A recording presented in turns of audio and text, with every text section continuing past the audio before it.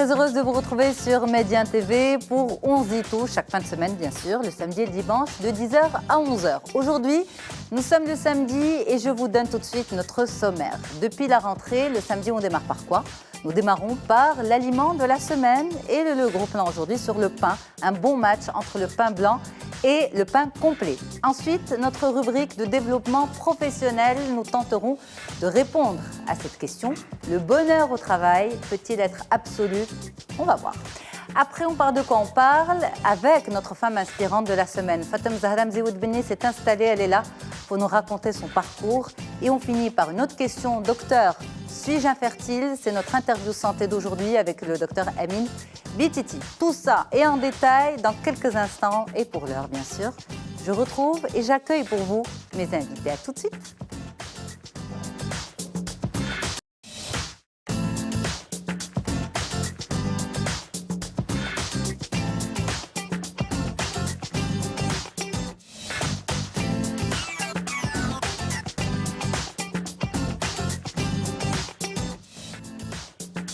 Merci beaucoup à vous pour votre fidélité sur Médien TV et pour 11 dit tout. C'est un plaisir pour moi de vous retrouver une nouvelle fois et de retrouver cette belle équipe qui va m'accompagner ce matin. Mona Sbahi, bonjour. Bonjour. Vous allez bien ? Très bien, bien installée. Merci beaucoup. C'est un plaisir de vous recevoir. Vous êtes Merci. consultante RH et coach. Et avec vous, nous allons parler du bonheur au travail. Oui. Peut-il être absolu ? Est-ce que c'est un mythe urbain aussi ? Eh bien, nous allons détailler tout cela dans quelques instants. Fatem Zahra Mzioud Benni, bonjour. Bonjour. Vous êtes sagement assise aujourd'hui. Normalement, c'est une intervenante extrêmement dynamique. C'est comme ça qu'on s'est connus à travers cette émission. Et puis derrière, j'ai découvert une femme qui s'est auto-construite. Et justement, c'est pour ça qu'aujourd'hui, vous êtes avec nous pour la femme inspirante de la semaine. Vous êtes une vraie découverte, une vraie inspiration pour nos téléspectateurs et surtout pour cette jeunesse qui se plaint beaucoup. On va détailler tout cela avec vous dans quelques instants. À vos côtés, le docteur Amin Bititi. Bonjour docteur. Bonjour. C'est un plaisir de vous avoir. Merci. Vous êtes chirurgien gynécologue et médecin de la reproduction. Docteur, suis-je infertile, une question que vous posent probablement de nombreuses patientes. Eh bien, nous allons essayer de détailler tout cela avec vous. Comment on diagnostique s'il y a un problème, quels sont les examens qu'il faut entreprendre. Merci beaucoup d'être avec nous. Je vais vous poser une question d'abord. Normalement, samedi matin, vous faites quoi ? On est un samedi matin. Mouna, vous faites quoi normalement samedi matin ? Ça dépend, il se peut que je travaille, sinon c'est un week-end, c'est un petit voyage, ou bien en famille, ou bien avec les amis, ça dépend. Ou bien on se dit tout. Ou bien on se dit tout. Bien sûr. Bien sûr. Comme aujourd'hui. Fatem Zahra Mzioud. Pareil, je travaille de moins en moins les samedis, donc Ouais. c'est une résolution depuis quelques années, mais surtout je passe beaucoup de temps avec mes enfants. C'est la matinée des courses en général ? Non, Non. mes enfants. Les enfants, Ouais. super. Docteur Bititi ? Moi, j'aimerais bien être comme Madame Zioud Bennis dans l'avenir, pas travailler les samedis. J'essaye aussi, puis de profiter un peu de la famille, et puis voilà. ça. Nous, on n'a pas... Mais c'est pas facile quand on est gynéco, ça prévient Non, pas les non, accouchements. non, effectivement. C'est vrai que c'est une profession d'engagement en fait. Ouais, peut-être qu'un jour, une réorientation de ma spécialité, en faisant juste de la médecine de reproduction, de la chirurgie gynéco. Et puis c'est vrai que l'obstétrique, c'est un bonheur aussi, mais il y a un âge pour tout. Il y a un âge pour tout, c'est vrai, mais vous êtes très jeune. Ouais. En tout cas, merci beaucoup d'être là. Avec plaisir. Allez, on va commencer par quoi ? On commence par une rubrique que nous avons installée pour les téléspectateurs et pour vous aussi, bien sûr, pour cette rentrée, à savoir l'aliment de la semaine. Aujourd'hui, gros plan sur le pain et après on en parle. On regarde. Savoureux et facile à réaliser, le pain constitue une des bases de notre alimentation quotidienne. Il procure à notre organisme des nutriments indispensables tels que des glucides, des fibres alimentaires et des minéraux essentiels comme le fer, le magnésium, le zinc, le sélénium, le cuivre ou encore le phosphore, le potassium et l'iode. Le pain représente également une source importante en matière de vitamines. La farine est l'ingrédient principal pour la fabrication du pain. Elle s'obtient en broyant et en moulant différents types de céréales. Il peut s'agir de blé, d'orge, de seigle, de millet ou de sorgho. Toujours est-il que la farine de blé constitue la quasi-globalité des différents types de pain consommés sur la planète. Et deux types sortent du lot, le pain blanc et le pain complet. Entre les deux, le match est lancé. Le pain complet compte davantage de nutriments dits essentiels, qui sont puisés de la farine complète. Pour confectionner cette farine, le grain est utilisé entièrement. L'enveloppe externe, appelée son, contient la majorité des nutriments. Pour le pain blanc, l'enveloppe externe du grain est retirée. L'amande est ensuite finement moulue et sert à fabriquer la farine de base. Les deux sortes de pain affichent la même quantité de calories. Il faut compter près de 260 calories pour 100 g de pain blanc ou de pain complet. Le pain complet possède toutefois un index glycémique plus bas que le pain blanc et contient plus de nutriments. Il serait donc meilleur pour la santé. Le pain blanc se révèle à son tour plus bénéfique que le pain complet en fonction des flores intestinales de chacun. Au terme de ce match, le dilemme se poursuit, mais il est plus question de préférence et d'habitude alimentaire. Et vous, êtes-vous plutôt pain blanc ou pain complet ?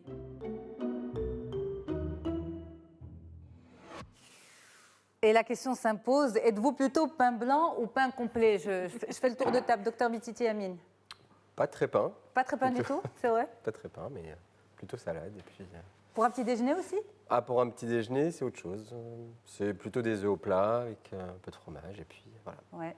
Moi, le Avec pain un peu est de pain, oui. incontournable pour moi le matin au petit déjeuner. Oui, tout à fait. Fatem Zahra, blanc Non, complet. complet.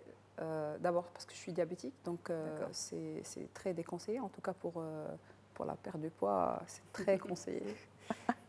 Donc oui, mais à éviter au maximum. Ok. Ouais.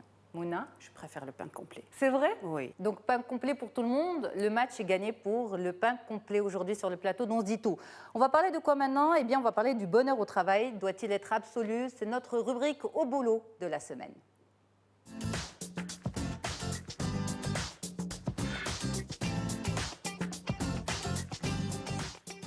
Mouna Sbahi, vous êtes consultante RH et coach et on se pose cette question avec vous. Le bonheur au travail peut-il et doit-il être absolu? C'est-à-dire, est-ce qu'on peut être comme dans la vie de tous les jours, comme dans sa vie personnelle, est-ce qu'on peut être tout le temps heureux ou bien c'est quelque chose qui devrait être tempéré et mesuré? Mais avant, est-ce que c'est un effet de mode, cette histoire de bonheur au travail? Est-ce que c'est un mythe urbain? Parce que est-ce que c'est une problématique, on va dire, de la société moderne et des villes surtout? Déjà, Yasmine, tu as donné une réponse à ta question. C'est que parler du bonheur au travail, c'est comme parler du bonheur dans la vie en général. Est-ce qu'on peut parler du bonheur dans la vie en général en se disant qu'on est tout le temps heureux, sinon il n'y a pas de bonheur? Donc, et ça, c'est une question philosophique, carrément. Ça ne concerne pas que les RH ou l'entreprise ou le monde d'aujourd'hui, mais ça a été tout le temps une problématique qu'on a discutée, je pense, depuis les Grecs ou même avant. Donc, là c'est question, quand on parle du bonheur au travail, c'est question d'un équilibre, d'un bien-être, ça dépend de moi aussi. Je veux aller travailler, j'ai envie d'aller dans cette entreprise, dans ce boulot-là, dans ce métier, ou bien c'était peut-être un problème dès le départ. Okay. J'ai mal choisi ma carrière. Mouna, je vous arrête, on va voir ce qu'on pense, les gens qu'on a rencontrés dans la rue, et on revient pour continuer la discussion. Je ne peux pas dire que je suis tellement heureux, mais je suis satisfait. On peut être heureux quand il n'y a pas de stress. أنا كنقول باللي الخدمة فيها سعادة وسيرتو إلا كنتي كتخدم في شي دومين كيعجبك هنا كتكون السعادة مدوبلة. Tant que je fais ce que j'ai plaisir à faire, ce que je veux faire, bah, je suis heureux. Voilà. Il y en a pour lesquels le travail est un bonheur et que le reste de la vie est un enfer. Donc, bien sûr, évidemment, pour beaucoup de gens, le travail est un bonheur.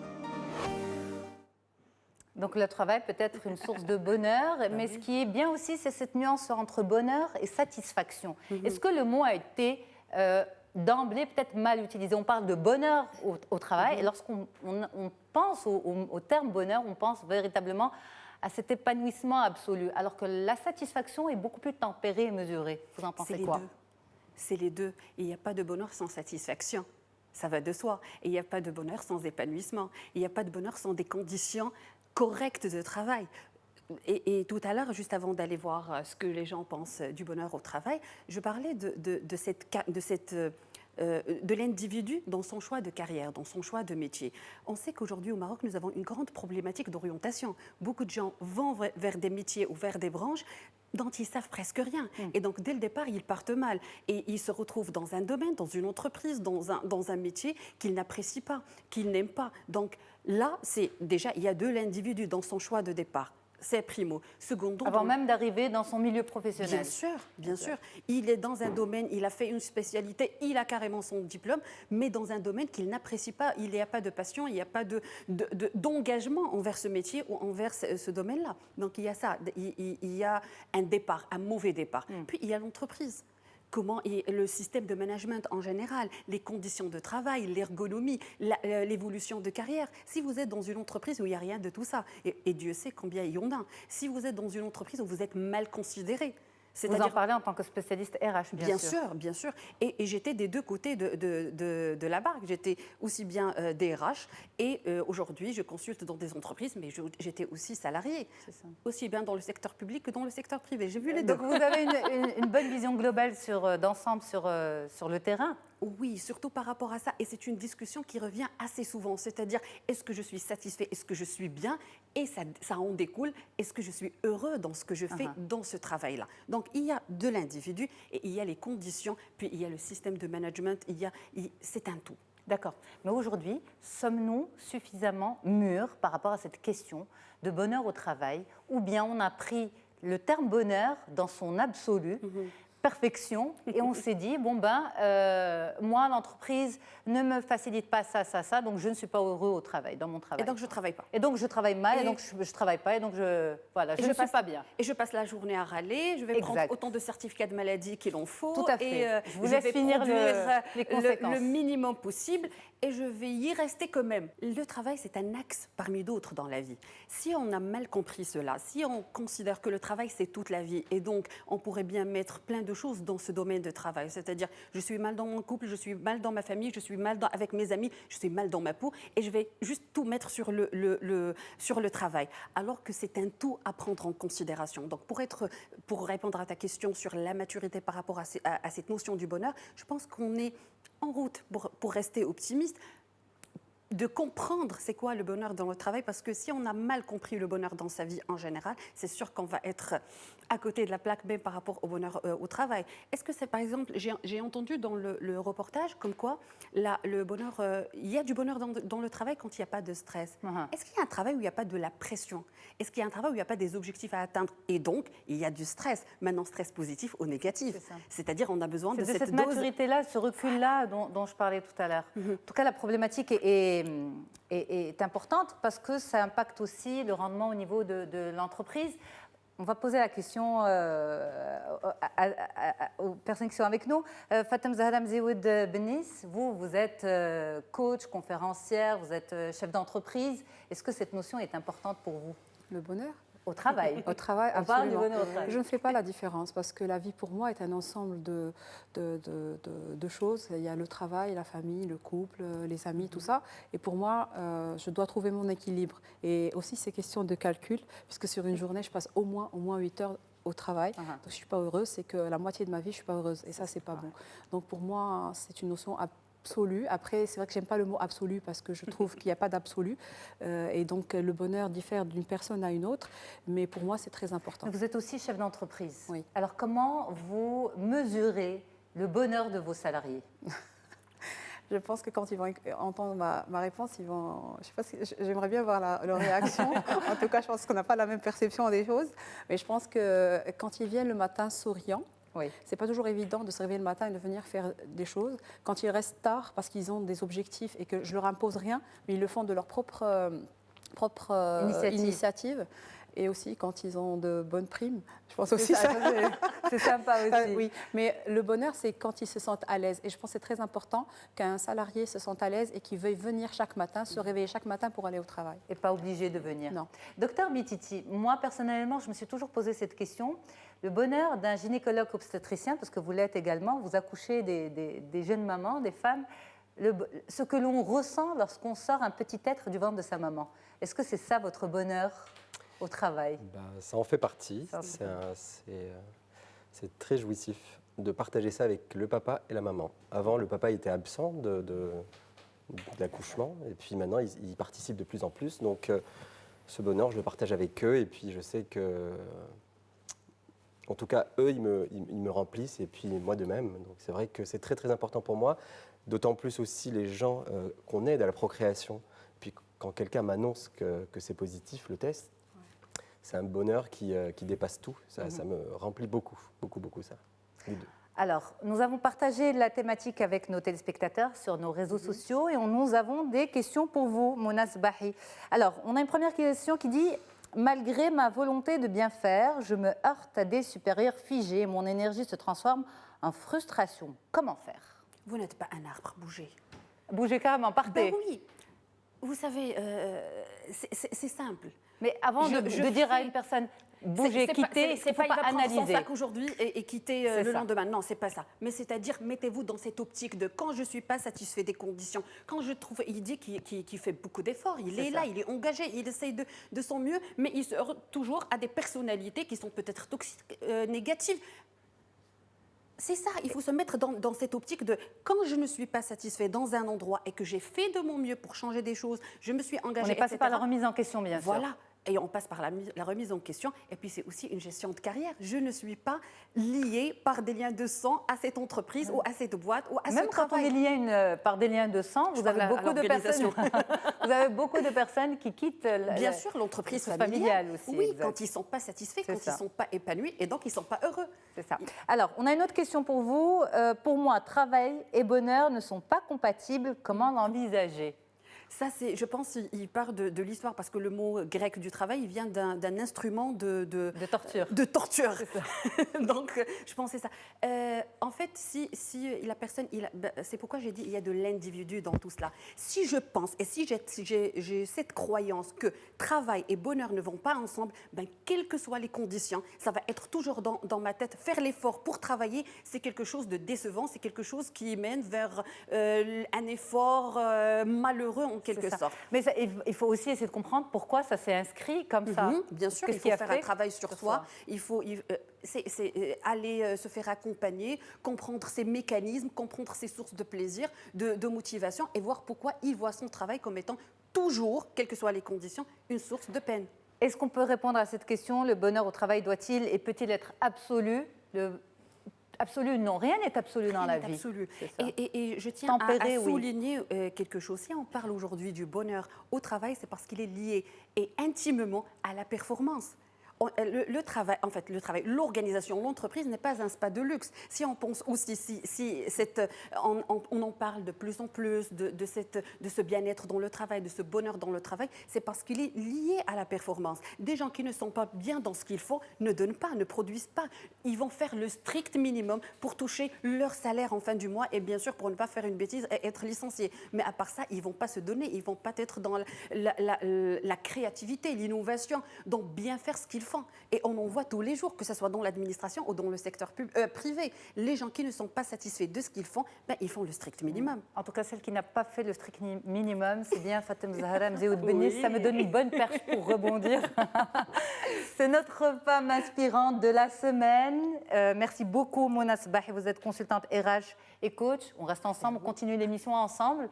Et on retrouve tout de suite notre femme inspirante de la semaine.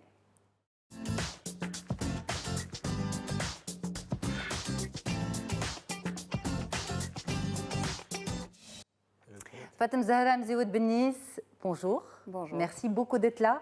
Alors, vous êtes executive coach, conférencière, vous avez ouvert des bureaux en Tunisie, à Dakar et en Côte d'Ivoire. Vous êtes également présidente de l'Association des bureaux de conseil, fondatrice d'une école de coaching, enseignante, expert, comptable, stagiaire.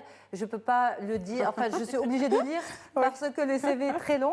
Vous avez entre autres un master en finance et vous préparez un doctorat pour le mois de décembre. Et vous avez 40 ans à peine. Vous êtes également maman de 2 enfants. Merci beaucoup d'être là. Merci à vous pour l'invitation. C'est un plaisir de vous avoir. Plaisir vous êtes une femme inspirante, mais pas uniquement pour ce CV, c'est surtout comment ce CV a été construit. Je vous propose de regarder un petit reportage. Nos équipes sont venues faire un tour chez vous, échanger avec vous et ensuite on parlera en toute intimité. Merci pour votre confiance. Merci.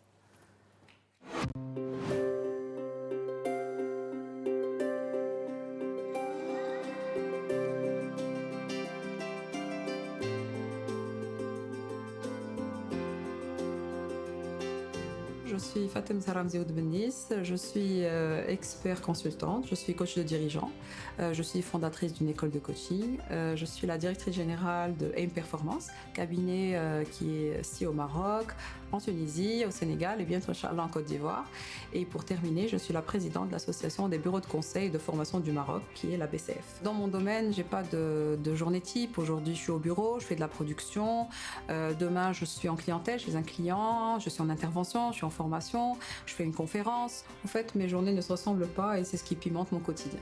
Mon métier est un métier d'accompagnement et d'aide, et quand je vois l'impact et quand je vois le retour et les recommandations de mes clients, etc., et puis aussi la réputation et le parcours quand je regarde derrière moi et l'empreinte que je laisse, tout ça, ça me motive. Au départ, je voulais faire une grande holding, je voulais être, je sais pas quoi, PDG de grande boîte. Aujourd'hui, c'est plus ce que je veux. Aujourd'hui, je veux être heureuse dans mon travail. Je veux faire ce que j'aime au quotidien. Je veux me réveiller avec le sourire. Je veux transmettre, je veux laisser une empreinte, mais je veux avancer, je veux construire, je veux laisser quelque chose. Je me considère en tout cas comme l'artisan du conseil. Je voudrais être proche de mes clients et produire des choses propres à moi et propres au contexte marocain. Fatem Zahra Mzioud Benis, c'est de ce parcours que nous allons parler avec vous justement. Vous êtes bardé de diplômes et de formations et il y a vraiment une soif d'apprendre chez vous. Oui. Oui, d'abord parce que j'ai un tempérament, enfin une personnalité qui est dans le cognitif, donc j'aime beaucoup comprendre. Je recherche la vérité partout, donc je vais aller chercher, comprendre, lire, et je lis dans tous les domaines. Voilà quoi. Et puis je suis aussi dans un domaine qui m'oblige à être up-to-date et à être toujours à la pointe de tout ce qui se passe et parce que je suis dans l'information, je suis dans le consulting. Bien sûr, je ne peux pas tout savoir, mais j'essaie quand même d'avoir le maximum d'informations. Et puis j'ai un énorme plaisir à lire et à voir le voilà. Lire, vous former, étudier, beaucoup de diplômes. Oui. C'était pas gagné d'avance. Du tout. Parce que quand on lit votre CV, on se dit bon ben elle a tout eu pour réussir. Oui. Est-ce que vous avez tout eu pour réussir? Au départ, oui, parce que je pense que le départ est très important. J'ai eu une famille aimante, un père super aimant et super motivant et qui avait confiance en moi et qui m'a laissé aussi cette envie et cette confiance en moi. Mais malheureusement, je l'ai perdu très jeune et donc j'ai dû arrêter mes études. Je n'avais pas les moyens de me faire payer, donc de continuer mes études. Et donc je pense aussi cette rage de ne pas pouvoir terminer ses études et d'aller sur autre chose. La vie continue. Est-ce qu'on peut s'arrêter sur ce petit point qui est très important, cette question de moyens? Parce que vous dites, j'ai eu un papa très présent, très aimant, très inspirant aussi. Et puis, en fait, les choses se sont compliquées quand vous avez eu 16-17 ans. C'est ça. Problème financier, alors que vous aviez tout, c'est une grosse faillite. Ouais. Maladie de votre papa. Et à ce moment-là, vous aviez 16-17 ans. Vous venez d'avoir votre bac. Tout à fait, à 16 ans. Un bac avec mention. À 16 ans. Ouais. À 16 ans, exactement. Et vous n'avez pas pu continuer vos études. Non. Tout s'arrête pour vous à ce moment-là. Tout s'arrête à 16 ans. Comment on fait pour ne pas aller vers quelque chose de négatif? L'adolescence, une période difficile familiale au niveau de la famille. Comment vous avez fait pour ne pas aller vers la drogue, vers des choses complètement, des comportements complètement déviants? Je pense que d'abord, il y avait un système de valeurs installé au départ par mes parents. Donc il y a l'éducation, mais il y a aussi la personnalité. Au fait, je suis une battante. C'est pas j'ai été une battante, je suis une battante.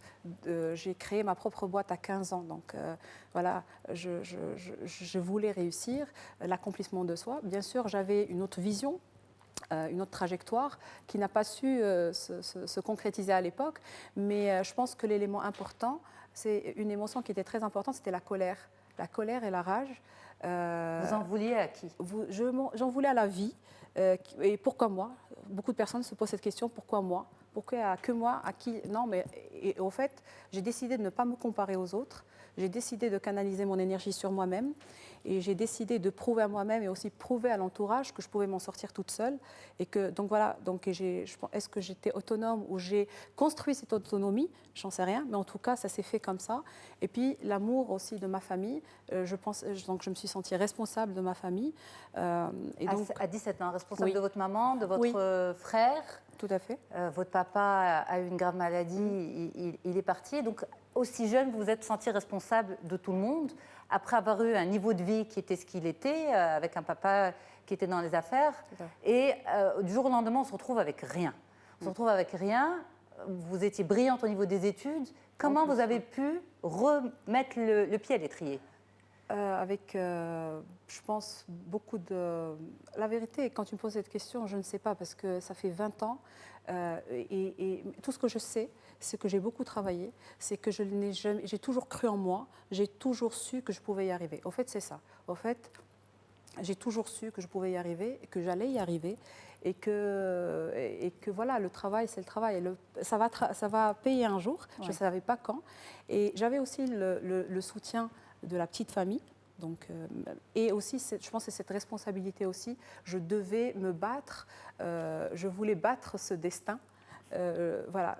Parce que vous travaillez la journée et le soir, vous étudiez. Oui, tout à fait. C'est ça. Mais vous avez repris des études vers la vingtaine. Grâce à une rencontre. Tout à fait. Grâce à une rencontre, voilà, d'une personne, malheureusement, je ne me rappelle même pas de son nom. Elle vit aujourd'hui au Canada. Je l'ai rencontrée dans un travail. On en a parlé et elle m'avait dit un mot. Elle m'a dit, et pourquoi pas? Pourquoi pas reprendre? Je dis non, mais je ne peux pas, mais je n'ai pas les moyens, mais je n'ai pas le temps, mais j'ai pas. Enfin, c'est ce qu'on dit. Et elle me dit, écoute, si aujourd'hui, je me rappelle toujours de sa phrase, si aujourd'hui tu achètes 2 pantalons, bah, tu en achèteras un. Et si tu achètes 2 paires de chaussures, tu en achèteras une. Et elle m'a poussée, et aussi ma belle rencontre, c'est mon mari. C'est quelqu'un qui a cru en moi et qui m'a toujours soutenue, même dans les mauvaises passes, et qui a su aussi combler cette partie, parce qu'il y a aussi un équilibre quand on parle de bonheur, parce qu'on ne peut pas continuer sans qu'on soit heureux. Et quand on perd un père, et donc c'est comme si on est amputé, il faut savoir remarcher, amputé, et trouver cette force en soi.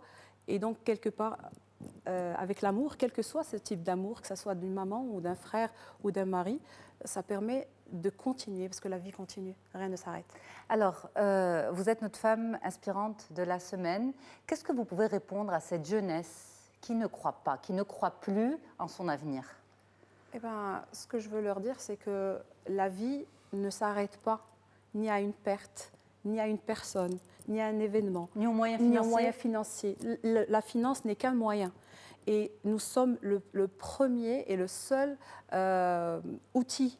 Donc, investis en toi-même. Moi, ce qui m'a aidé, c'est le développement personnel. Et ce n'est pas que j'ai eu des moyens pour me payer un coach. J'ai lu. Aujourd'hui, on n'avait pas Internet, on n'avait pas YouTube, on n'avait pas les livres, les e-books gratuits à l'époque. Aujourd'hui, tout est à la portée, gratuitement. Il faut savoir construire tout ça et croire. Je pense que le mot, c'est y croire. Il faut y croire. Oui. Fatem Zahra Mzeoud Benis, merci pour votre confiance. Merci et pour votre transparence avec nous sur le plateau. Merci. Docteur Amine Bititi, vous pensez quoi du parcours de Fatem Zahra Mzeoud? Donc, beaucoup de respect, très très inspirante. Et puis, il faut y croire, ne rien lâcher, toujours persévérer, croire en ses rêves, et on est capable de beaucoup plus de choses que ce qu'on en croit. Donc, elle a de quoi donner envie à beaucoup de jeunes, comme vous dites, on n'y croit plus. Mais avec les peu de moyens qu'elle avait, elle a réussi un très très beau parcours, et puis vraiment je la félicite. On attend le doctorat et la fête. Oui, le pot, hein. On ne vous lâche pas. Yasmine, oui. Je souhaite rebondir sur un élément super important qu'elle a abordé, c'est qu'elle a parlé de la rage et de la colère. On en a devant les échecs, on en a devant des événements qu'on ne maîtrise pas, mais chacun en fait ce qu'il veut. Exactement. Allez, on va marquer une courte pause et on revient pour les questions des téléspectateurs. Fatem Zahra, on en a pour vous. À tout de suite. Ça se passe sur Médiane TV dans On se dit tout, notre émission d'aujourd'hui, différents spécialistes, différentes thématiques pour vous tenir compagnie ce matin. On parle de boulot, le bonheur au travail peut-il être absolu? On en a discuté avec Mona Sbahi. Ensuite, notre femme inspirante de la semaine, Fatem Zahra Mzeoud Benis. Un long parcours, un long CV pour vraiment être large. Vous êtes exécutive coach, conférencière, vous avez différents bureaux à travers différents pays africains et maghrébins. Vous avez entre autres un master en finance, vous êtes bardé de diplômes bien sûr et de formation, et c'est pour ça que vous êtes avec nous aujourd'hui, mais pas seulement. C'est surtout pour nous raconter le parcours, et c'est ce que nous avons fait jusque-là. Ensuite, dans un petit moment, on retrouve le docteur Amine Bititi pour répondre à cette question. Docteur, suis-je infertile? Nous allons développer avec vous tout cela dans un petit moment, docteur. Mais pour l'heure, Fatem Zahra Mzeoud Benis, on ne vous lâche pas encore. Nos téléspectateurs, internautes ont beaucoup de questions pour vous. On en a gardé 2. faute de temps, justement, on en a deux. Alors, on y va pour la première. Avec un tel planning, où puisez-vous toute cette énergie? Qu'est-ce que vous pouvez répondre, Fatem Zahra? Je ne sais pas. Je vous assure qu'on me pose souvent cette question, comment tu fais? Moi-même, je ne sais pas comment je fais. Et je pense que c'est cette passion que j'ai à vouloir faire beaucoup de choses. Et aujourd'hui, je fais 80% de ce que j'aime. Et j'avance en mon développement de chaque jour. Donc, je ne fais que ce que j'aime. Bien sûr, il y a des choses qu'on ne peut pas avoir le luxe de refuser certaines choses. Mais voilà, il y a beaucoup de fatigue. Mais je fais du sport, je mange équilibré, je fais des activités, je sors avec mes amis. Voilà. Vous trouvez le temps de faire tout ça? Oui, je trouve le temps de faire tout ça.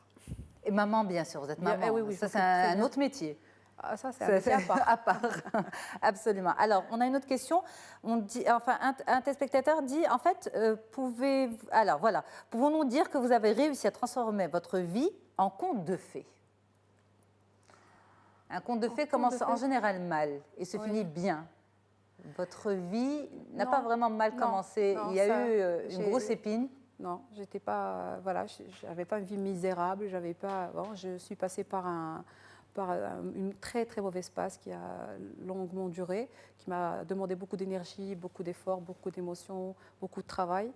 Et après, j'ai rebondi et ça ne veut pas dire que tout va bien, mais par contre, j'ai appris aujourd'hui que la vie n'est pas un fleuve calme. Et donc, au fait, aujourd'hui, rien ne me fait peur. À part la mort, rien ne me fait peur. Et je sens que je suis unstoppable, comme on dit. Et voilà, et j'y vais. Et je n'ai pas peur de demain.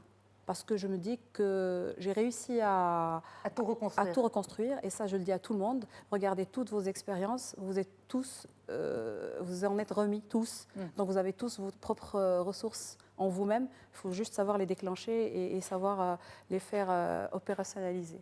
Ça, c'est le message à la jeunesse qui nous regarde? Tout à fait. Beaucoup croire en eux-mêmes et ne pas rester dans l'ombre. Et parler et discuter et à chercher ce qu'on aime, parce que c'est très, très important. Parce qu'en préparant l'émission ensemble, vous m'avez dit, écoute Yasmine, ce qui compte pour moi, c'est de faire passer ce message de croire en soi. Oui. Il faut croire en soi et tout sort de soi. Tout à fait.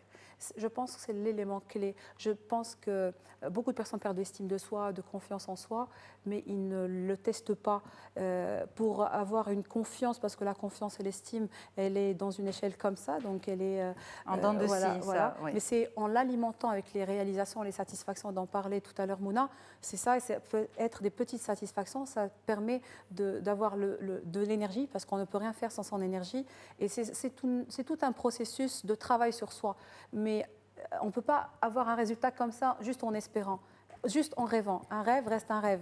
Il faut le transformer en objectif, en action et avancer. Donc il faut qu'il y ait la notion de l'effort est très importante. Merci beaucoup pour votre confiance, Fatem Zahra Mzioud Benis, notre femme inspirante de la semaine. Docteur Amine Bititi, bien installé avec nous? Très bien. Très bien, super. Alors, avec vous aujourd'hui, cette question, docteur, suis-je infertile?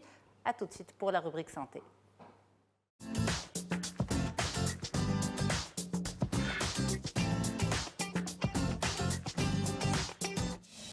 Docteur Amine Bititi, vous revenez d'une bonne soirée-nuit d'accouchement. Oui. C'était une nuit un peu dure pour vous, on peut le dire aux téléspectateurs. Certes, c'est vrai. Certes, c'est vrai. Alors, vous êtes chirurgien gynécologue et médecin de reproduction. Cette question, docteur, suis-je infertile? On va essayer de répondre à cela avec vous, mais juste avant, je vous propose de regarder une petite animation réalisée par notre équipe. Seulement un rapport sur 5 aboutit à une grossesse. Et ce n'est pas forcément un cas d'infertilité ou de stérilité. Le recoupement des différentes études à travers le monde démontre les tendances actuelles. Dans le monde, 80 millions de personnes sont concernées par l'infertilité. Son origine est masculine dans un tiers des cas, féminine dans un tiers des cas et mixte ou inexpliquée dans un tiers des cas. En Afrique, entre 15 et 30% des couples sont touchés par l'infertilité, les mauvaises conditions sanitaires étant un facteur aggravant. Au Maroc, 12% des couples marocains, soit environ 800 000 personnes, sont affectés par l'infertilité. Cette dernière est masculine à 40%, féminine à 33% et mixte à 25%. Reste à savoir quelle différence y a-t-il entre stérilité et infertilité. La stérilité se définit comme l'incapacité de concevoir un enfant. Il s'agit d'un état définitif. L'infertilité, quant à elle, peut être temporaire ou curable. Elle est rarement associée uniquement à un des partenaires On parle donc d'infertilité de couple. Ce n'est qu'après 12 mois de rapports réguliers infructueux, sans utilisation de moyens de contraception, qu'il faut commencer à se poser des questions et aller consulter un médecin. Mais alors, quelles sont les causes de l'infertilité? À quel moment faut-il s'inquiéter et quels examens sont nécessaires pour poser le bon diagnostic? Alors, docteur Bititi, est-ce que vos patients, vos patientes en particulier, vous posent directement cette question, docteur, suis-je infertile? En fait, elles viennent essentiellement demander de l'aide à la conception. Donc, elles viennent après, il y en a après 6 mois, il y en a après 1 an, il y en a après 3 ou 4 ans, d'essais infructueux. Et puis, nous, on est là pour mener l'enquête, un très très bon interrogatoire qui sera suivi par des examens complémentaires pour donner une réponse et une aide à la procréation à ces couples en difficulté.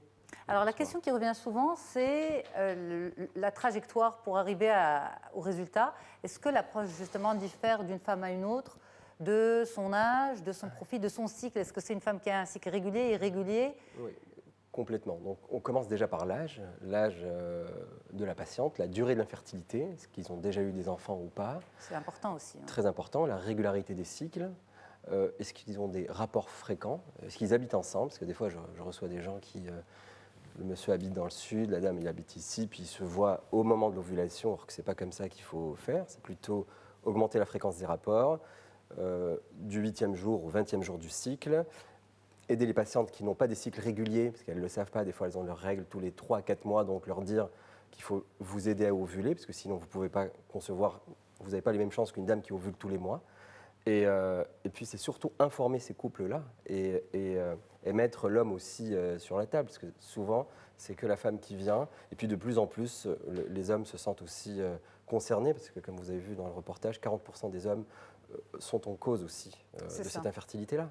Alors on va développer avec vous les différentes causes, les différents facteurs qui vont influencer cette infertilité, féminine ou masculine. Est-ce que les causes sont différentes chez l'homme et chez la femme? Oui, parce que les organes de reproduction sont différents. Chez la femme, c'est essentiellement les causes ovariennes. Donc, soit la dame, elle n'ovule pas tous les mois, donc ça s'appelle des ovaires dystrophiques ou des ovaires polykystiques. Ce n'est pas des réels kystes, hein, c'est des dames qui ont une bonne réserve ovarienne, mais elles ont un trouble du signal de l'ovulation. Ça n'ovule pas tous les mois. Donc il faut rétablir ce signal à travers des médicaments qui sont simples. Je vous arrête. Est-ce qu'on peut savoir qu'on ovule ou qu'on n'ovule pas? Est-ce que le signe principal, c'est les menstruations, ou bien est-ce qu'une femme peut avoir ses menstruations? Dans 80% des cas, les femmes qui ont leurs menstruations ovulent. D'accord. Ce n'est pas un dogme de dire tu as tes règles tous les mois, ça veut dire que tu ovules. Une simple prise de sang, à J21 du cycle, tu fais une prise de sang. Si la progestérone elle est élevée, ça montre que vous ovulez. Il y a des femmes qui s'amusent à faire les courbes de température pour le savoir. C'est très contraignant, c'est très anxiogène. Il faut qu'elle se réveille le matin le faire. Donc une prise de sang, demander une prise de sang à son gynécologue suffit pour savoir. Après, est-ce qu'on ovule bien ou pas? Ça, c'est autre chose. D'accord. Ça, c'est pour la femme. Ça, c'est pour la femme, mais c'est juste la cause ovarienne, je vous ai dit. Après, il y a la cause tubaire, c'est-à-dire les trompes, péritonéale, l'endométriose, comme vous savez que c'est un sujet qui me porte. Donc les dames menaient un très très bon interrogatoire, savoir si elles ont mal pendant les rapports, mal pendant les règles, mal en dehors des règles ou pendant leur ovulation. Et les causes utérines aussi, l'implantation, est-ce qu'elle se fait bien ou pas? Est-ce que les antécédents de la dame, elle a eu une aspiration? Est-ce qu'il n'y a pas des accolements de la paroi? Donc allez visualiser cette cavité avec une hystéroscopie diagnostique qui peut se faire au cabinet ou à la clinique, faire une hysterosalpingographie, c'est une radiographie des trompes, et faire des bilans hormonaux pour connaître la réserve ovarienne ainsi qu'une échographie pelvienne. Et les causes, ce qu'on appelle les causes exogènes aussi? L'environnement, du stress, l'hygiène de vie? Aussi, ça rentre dans le cas des infertilités inexpliquées. D'accord. Donc on peut retrouver dans 10% des cas. Donc on mène des examens complémentaires féminins et masculins. Le masculin, c'est essentiellement un spermogramme.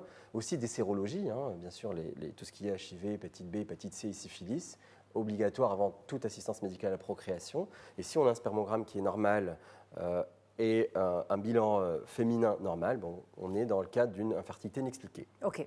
Alors, est-ce qu'il y a un protocole établi, international, réglementé pour ces investigations, ou bien, honnêtement, vous tâtonnez, chaque spécialiste à sa manière? Alors, pas du tout. On ne tâtonne pas. C'est assez standardisé et clair. Donc, une fois qu'on a mené un bon interrogatoire, on a fait les examens complémentaires et on a une idée de la cause de cette infertilité-là, ben là, on choisit la meilleure stratégie thérapeutique. C'est soit aller en assistance médicale à la procréation, parce que la dame, elle a 5 ans, 6 ans d'infertilité, soit aller faire une célioscopie de la chirurgie pour aider la femme à concevoir à la maison quand il s'agit d'une infertilité de courte durée. Ça ne sert à rien d'aller directement à l'assistance médicale à la procréation. Une simple chirurgie avec une bonne information peut aider le couple à concevoir à la maison. Pourquoi je vous posais la question comme ça? Parce que justement, ces examens ont mauvaise réputation. On en parle avec des personnes concernées, des amis, je ne sais pas ce que vous en pensez, mesdames, mais voilà, moi j'ai l'impression que les personnes concernées tâtonnent aussi, sont dans un parcours qui n'est pas forcément clair, chaque médecin donne un avis différent. Je vous raconte les discussions hors cabinet, pas scientifiques, je vous raconte ce que la société se dit, ce que les amis se disent quand on est en confidence. Vous en pensez quoi, Mona? Je pense que le problème vient du fait, généralement, c'est qu'on va vers les gens autour de nous, la famille, les gens qui ont eu aussi des problèmes peut-être d'infertilité ou de retard pour la grossesse, etc. Et donc, des fois, on est très mal conseillé. C'est un travail de médecin, il faut aller chez le spécialiste. Fatem Zahra? Moi, je vais en parler parce que je suis passée par là. D'accord. Donc, j'ai eu plusieurs expériences avec plusieurs médecins. Et effectivement, les 2 premiers ou les 3 premiers, donc c'était des protocoles différents. Pourtant, c'est la même chose. Enfin, c'est la même cause. Oui, j'avais le syndrome polycystique. Donc, la prise en charge était différente.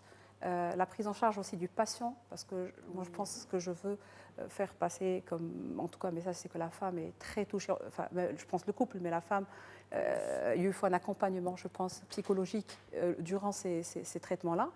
Et quand on tombe sur le banc, et pour moi, un bon médecin, un gynéco ou un spécialiste de l'infertilité, c'est quelqu'un qui sait écouter sa patiente, c'est quelqu'un qui est patient aussi, et aussi qu'on ressent que le résultat l'intéresse autant que la femme, pas parce que c'est un résultat qui va... Non, c'est parce que c'est une satisfaction personnelle. Et je pense que quand une femme est bien avec son gynécologue, je pense que les résultats sont meilleurs. Vous devenez un vrai partenaire de vie, docteur Bititi. Ah oui, complètement. Complètement. Complètement. Parce que vous rentrez dans l'intimité des gens quand même, des couples, dans leurs angoisses. Ils vous font confiance, donc vous avez un devoir de résultat, à la limite, et puis vous le ressentez de la même manière. Donc comme ce que vous dites, il faut avoir une certaine empathie et y croire et vraiment les aider à aller jusqu'au bout. Ce qui revient, malheureusement, c'est le manque d'information. Les gens, ce qui revient, c'est qu'il ne m'a rien dit, il m'a donné les médicaments, et puis voilà, je suis un peu livré à moi-même. Très important, je rebondis sur ce qu'elle vient de dire, ma collègue, c'est l'entourage, enfin l'entourage. C'est le rendez-vous avec le psychologue. Moi, malheureusement, je le dis souvent, c'est qu'on n'est pas très outillé pour ça. Expliquer, donner des guides d'information aux gens, limite faire des dessins, et puis les protocoles, il y en a 2 ou 3. Et avant d'en arriver là, effectivement, comme ce que vous avez dit, c'est qu'on hésite à passer directement en assistance médicale à la procréation parce que c'est des risques. Hein. Comme vous dites, on est un peu réticent parce qu'il y a des effets secondaires. Et c'est coûteux. C'est assez coûteux, c'est pas remboursé au Maroc, malheureusement. C'est en cours, ça va l'être. Il y a un texte de loi qui vient de légiférer le travail autour de l'assistance médicale à la procréation. Donc du coup, bien expliquer les risques, parce qu'il y a des gens qui viennent me dire aidez-nous tout de suite. Non, il y a des risques de saignement, il y a des risques d'intervention par la suite, d'échec, il y a des risques d'infection. Et puis voilà, tout bien informer les gens, c'est important. L'information, et justement, c'est un sujet qui a fait réagir sur les réseaux sociaux. On a des questions pour vous, docteur Bititi Amine. Alors, la première question dit je dois consulter, mais je ne sais pas comment aborder le sujet avec mon mari. Est-ce qu'on en est encore là? Est-ce qu'il vous arrive, docteur, de recevoir des femmes qui ont un petit peu honte d'en parler à leur conjoint, leur partenaire de vie? C'est en général, les gens, c'est vrai que des fois, ils sont impatients. Des fois, je reçois des gens après 3 ou 4 mois qui viennent me dire « j'arrive pas ». Donc, le monsieur lui dit « hop, d'abord, il faut qu'on le fasse ». Et puis, parler de la régularité des rapports sexuels. Il y en a qui, avec le travail, le stress et le bonheur au travail, qui n'est pas tout le temps le cas pour tout le monde, ils n'ont pas des rapports sexuels fréquents. Donc, du coup, moi, il y a des maris qui me disent « laissez-moi 1 mois ou 2, c'est bon, et on va y aller ». Et puis, ils y arrivent parce que là, ils s'y attellent.